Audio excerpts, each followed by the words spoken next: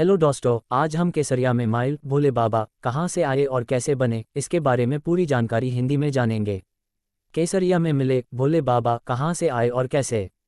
केसरिया बिहार का एक ऐतिहासिक और धार्मिक महत्व वाला क्षेत्र है। यहाँ का प्रसिद्ध केसरिया स्तूप बौद्ध परंपरा से जुड़ा हुआ है, लेकिन समय के साथ साथ यह इलाका विभिन्न धार्मिक धाराओं और संत परंपराओं का भी केंद्र बनता गया। केसरिया में जिन भोले बाबा का जिक्र किया जाता है वे किसी एक व्यक्ति तक सीमित नहीं हैं, बल्कि यह नाम आमतौर पर उन साधु संतों या वैरागी व्यक्तियों के लिए बोला जाता है जो भगवान शिव की भक्ति में लीन रहते हैं और साधारण जीवन जीते हैं। भोले बाबा कहाँ से आए? ऐसा माना जाता है कि केसरिया में मिलने वाले भोले बाबा अलग अलग स्थानों से आए हो सकते हैं। कुछ बाबा हिमालयी क्षेत्रों से यात्रा करते हुए आए तो कुछ स्थानीय ग्रामीण परिवेश से निकलकर साधु बने। भारत में साधु संतों की परंपरा बहुत पुरानी है, जहां व्यक्ति सांसारिक जीवन का त्याग कर भक्ति, तपस्या और सेवा का मार्ग अपनाता है। कई बार जीवन में आए दुख, पारिवारिक समस्याएं या आध्यात्मिक खोज व्यक्ति को साधु बनने की ओर प्रेरित करती हैं। कुछ भोले बाबा ऐसे भी होते हैं जो तीर्थयात्रा करते करते किसी स्थान पर रुक जाते हैं।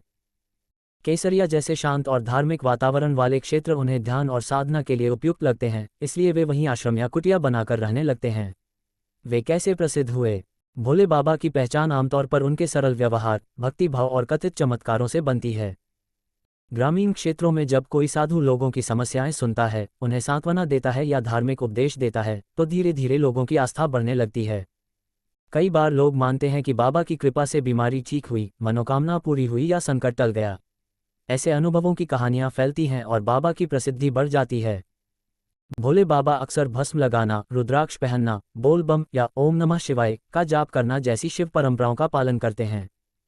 यही कारण है कि लोग उन्हें प्रेम से भोले बाबा कहने लगते हैं, क्योंकि भगवान शिव को भी भोलेनाथ कहा जाता है। समाज में भूमिका केसरिया के भोले बाबा केवल धार्मिक व्यक्ति ही नहीं होते, बल्कि वे समाज में एक मनोवैज्ञानिक और सामाजिक सहारा भी बनते हैं। ग्रामीण लोग अपने दुख, दर्द, डर और समस्याएं उनसे साझा करते हैं। बाबा उन्हें धैर्य, भक्ति और नैतिक जीवन का संदेश देते हैं। कई बार वे नशा छोड़ने, आपसी विवाद सुलझाने या सही मार्ग पर चलने की सलाह भी देते हैं। निष्कर्ष, केसरिया में मिले भोले बाबा किसी एक जगह या समय की देन नहीं है, बल्कि भारत की सदियों पुरानी संत और साधु परंपरा का हिस्सा हैं। वे अलग अलग पृष्ठभूमि से आए, जीवन के अनुभवों से गुजरे और अंततः भक्ति व त्याग का मार्ग चुना। लोगों की आस्था, विश्वास और सामाजिक जरूरतों ने उन्हें पहचान और सम्मान दिलाया। इसी वजह से आज भी केसरिया जैसे क्षेत्रों में भोले बाबा लोगों की श्रद्धा का केंद्र बने हुए हैं।